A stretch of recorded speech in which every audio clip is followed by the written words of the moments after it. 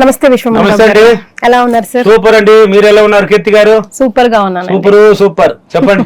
మణిబాబు గారు, ఇప్పుడు 21 days 21 రోజులు ఇది చేయండి, ఇలా చేయండి, మీ జీవితమే మారిపోతుంది అని కొన్ని విషయాలు చెప్తూ ఉంటారు కదా, ఇందులో సైన్స్ ఏముంది, ఎలా వర్కౌట్ అవుతుంది? Very good. ఇప్పుడు ఒక ఎగ్జాంపుల్, డైలీ నిద్రపోతుంటాడు 7-8 దాకా కూడా కొంతమంది. ఇప్పుడు నేను కూడా అప్పుడు తెలియనప్పుడు వ్యవసాయం ఉంటే 4 గంటలు 3 గంటలకు కూడా లేసి వెళ్ళిపోయేది పొలంలోకి. పనులు అవ్వాలి కాబట్టి నిద్ర పడదు.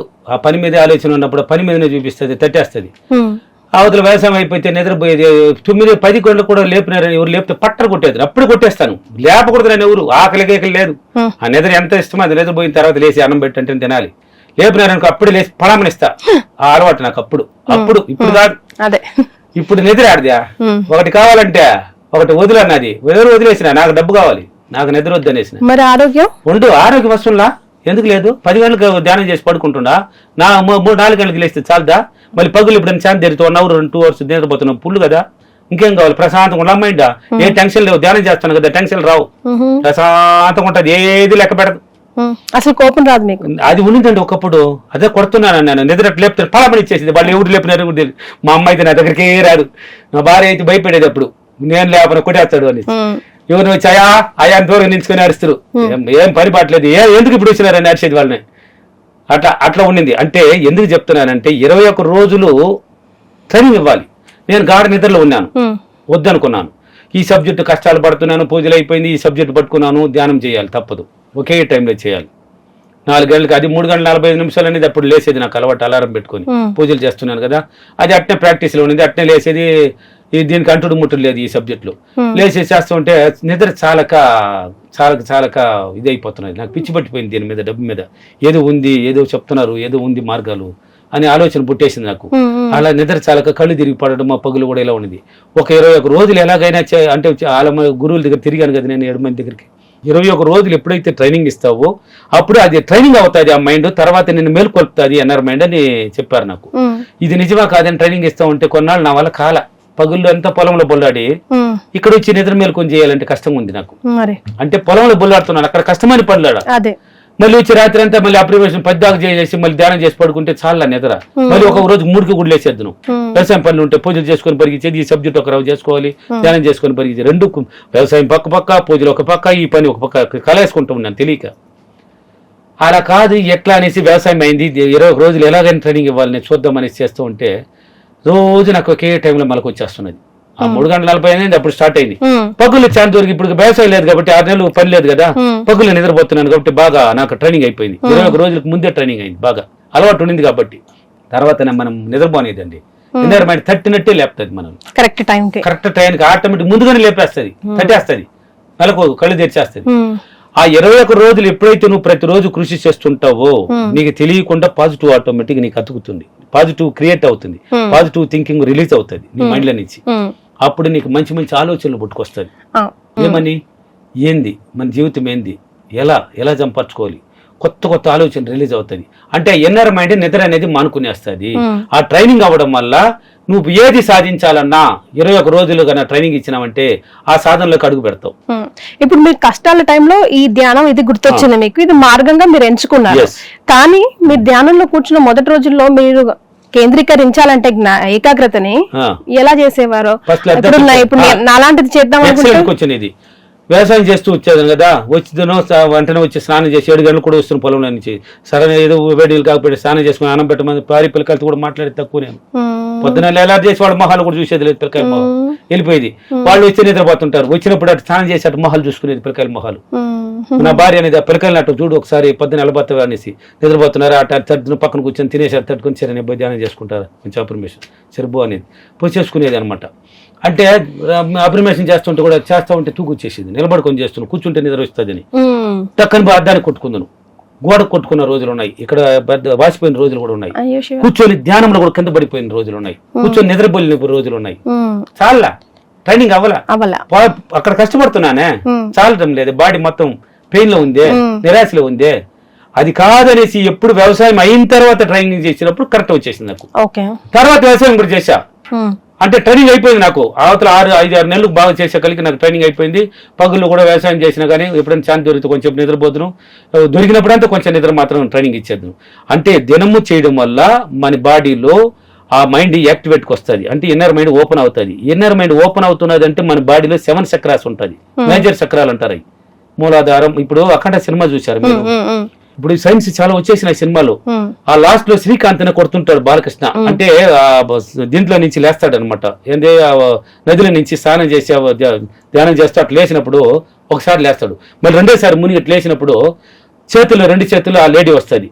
ఎవరు శ్రీకాంత్ రేపు చేసేస్తుంటాడు కదా, ఆ లేడీ వచ్చినప్పుడు బెత్తరపోతాడు. అట్నే చూసి ఏమైంది అని పండు పెట్టి ఆజ్ఞాత చక్రం అనమాట ఇక్కడ ఉండేది. బొట్టు పెడతారు కదా మీరు, అక్కడ 3వ నేత్రం అంటారు పూజలు అయితే. 3 కన్ను తెరిచేరా కనిపిస్తుంది అంటారు పూజలు. ఈశ్వరుడు సబ్జెక్ట్ చదివినా అంటే తెలుస్తుంది నీకు.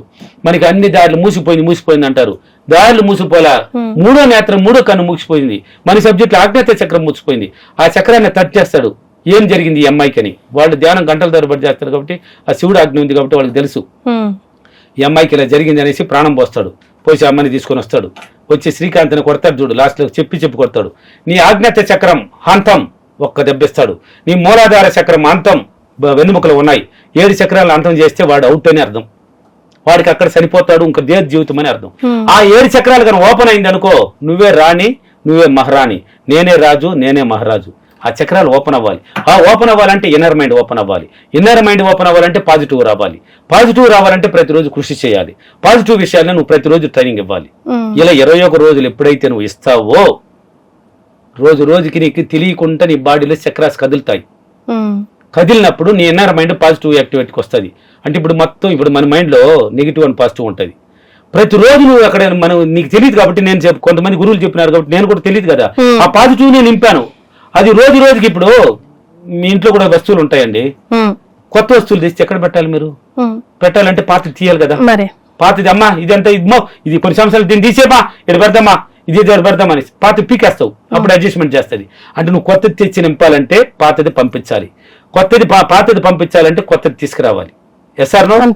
అంటే కొత్తగా అప్రిమేషన్ పాజిటివ్ ఎప్పుడైతే నింపుతావో ఆ పాత నెగిటివ్ విషయాలు ఒక్కొక్కటి బయట వెళ్ళిపోతుంది. మన మైండ్ పక్కన చిన్న గుంట ఉంటుంది, దాన్ని పిట్యూటరీ గ్లాండ్ అంటారు, దాంట్లో నిండు ఉంటుంది, దాన్ని ఒక్కొక్క రవ్వు నెట్టేస్తుంది.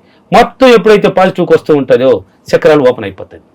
అప్పుడు నువ్వు ఏమన్నా అనుకో, అంటే నీకు ఎలా అంటే నాకు 100 కోట్లు కావాలని అనుకోదు ఆ మైండ్. అది చెప్తారు కథలో, ఆ మైండ్కి ఆలోచన రాదు, నీకు తగ్గట్టే ఆలోచిస్తుంది అది. ఈ రోజు నేను ఎలాగైనా సినిమాకి పోవాలి, వెళ్తావు. రేపు బిర్యానీ తినాలి, తింటావు.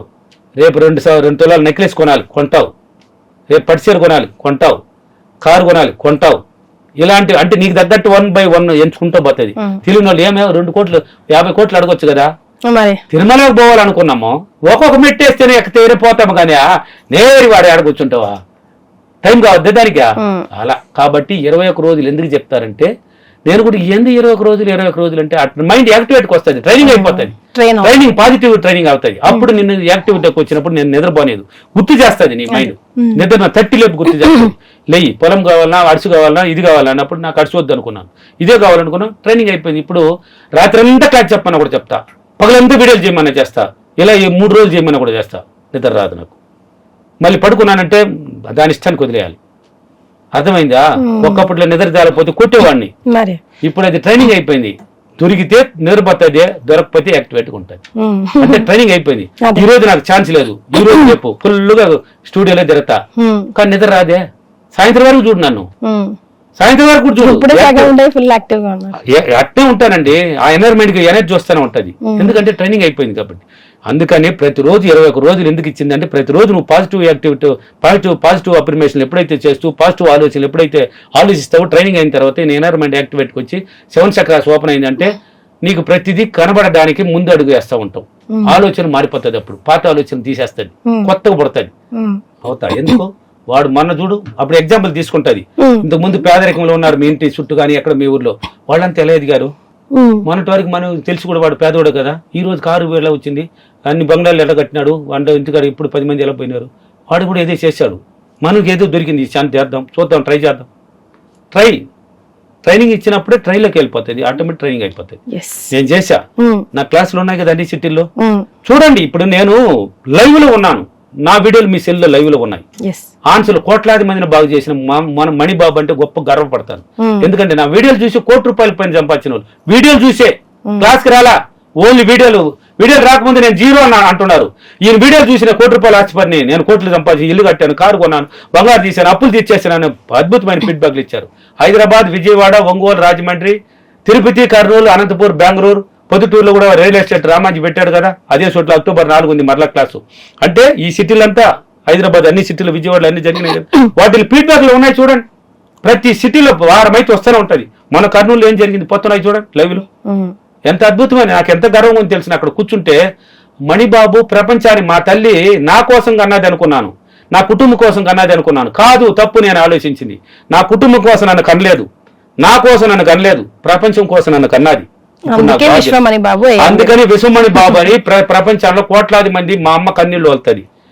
టీవీలో పెట్టమంటది, యూట్యూబ్నే, నాయనా నీ క్లాసులు పెట్టంటది. ఆ మంగళమాలాలు పెట్టి నన్ను తీసుకుపోతూ ఉంటే ఊరేగింపులు మాలేసి మా అమ్మ ఏడుస్తుంటది. నన్ను కూడా కాళ్ళు మొక్కడానికి వస్తుంది మా తల్లి.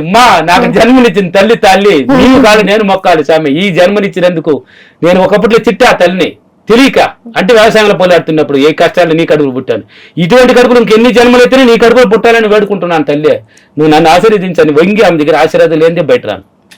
ఆ తల్లికి సేవ చేసే అవకాశం ఈ భూమిపై నాకు ఇచ్చింది. గర్వంగా ఫీల్ అవుతున్నాను. ఈ సృష్టిలో అన్నిటికన్నా ముఖ్యమైనది నా తల్లి. నాకు గర్వంగా చెప్తాను, డబ్బుతో నా తల్లి కావాలి. డబ్బు లేకపోతే నా తల్లిని నేను ఎలా కాపాడగలను? డబ్బుతో నా తల్లి కావాలి. అన్నిటికన్నా ముఖ్యమైనది డబ్బు, నా తల్లి, అంతే. మరి వాళ్ళ అఫర్మేషన్ ఎస్. కాబట్టి ఎవరైనా భయపడకండి, పిరిగితనాన్ని భయాన్ని తరిమేయండి, తరిమి కొట్టండి, భయాన్ని భయపెట్టండి. భయపడి జీవిస్తే ఎన్నాళ్ళు జీవిస్తారు? ఒక్కసారి మేల్కొల్పో, ధైర్యాన్ని తెచ్చుకో. నీలో ఉంది టాలెంట్, ప్రతి మానవుడికి టాలెంట్ ఉంది. ఆ టాలెంట్ మీరు ఉపయోగించలా అంటే నీ భూమిపైన ఎందుకు పుట్టావు?